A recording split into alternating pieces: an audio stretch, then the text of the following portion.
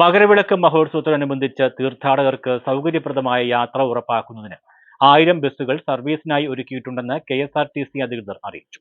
നിലവിൽ പമ്പ നിലയ്ക്കൽ റൂട്ടിൽ പ്രതിദിനം 160 ചെയിൻ സർവീസുകൾ നടത്തുന്നുണ്ട്. തീർത്ഥാടക തിരക്ക് വർദ്ധിക്കുന്ന സാഹചര്യത്തിൽ 250 ബസ്സുകൾ അധികമായി സർവീസ് നടത്തും. കോയമ്പത്തൂർ, പഴനി, തെങ്കാശി തുടങ്ങിയ ഇതര സംസ്ഥാനങ്ങളിലെ നഗരങ്ങളിലേക്കും തിരുവനന്തപുരം, കോഴിക്കോട്, എറണാകുളം ഉൾപ്പെടെയുള്ള വിവിധ ജില്ലകളിലേക്കുമായി 20ഓളം ദീർഘദൂര സർവീസുകളും ക്രമീകരിച്ചിട്ടുണ്ട്. സംസ്ഥാനത്തെ വിവിധ ഡിപ്പോകളിൽ നിന്നുമുള്ള മികച്ച ബസ്സുകളാണ് പമ്പയിലേക്ക് സർവീസിനായി എത്തിച്ചിരിക്കുന്നത്. ഹിൽ ടോപ്പിൽ ജനുവരി 12-ന് രാവിലെ 8 മണി മുതൽ 15-ന് ഉച്ചയ്ക്ക് 12 മണി വരെ സ്വകാര്യ വാഹനങ്ങളുടെ പാർക്കിംഗ് നിരോധിച്ചിട്ടുണ്ട്. KSRTC ബസ്സുകൾക്കും സുരക്ഷാ ക്രമീകരണങ്ങളുടെ ഭാഗമായുള്ള വാഹനങ്ങൾക്കും മാത്രമേ ഇവിടെ പാർക്കിംഗ് അനുവദിക്കൂ. സ്വകാര്യ വാഹനങ്ങൾ നിലയ്ക്കലിൽ പാർക്ക് ചെയ്യണം.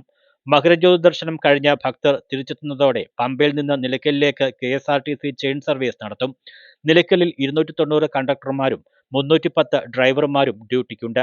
തീർത്ഥാടക തിരക്ക് വർദ്ധിക്കുന്ന സാഹചര്യങ്ങൾ ഉണ്ടായാൽ അധിക ബസ്സുകളും ആവശ്യമായ ഉദ്യോഗസ്ഥരെയും വിന്യസിക്കുമെന്നും KSRTC അധികൃതർ അറിയിച്ചു. News bureau, Pathanamthitta.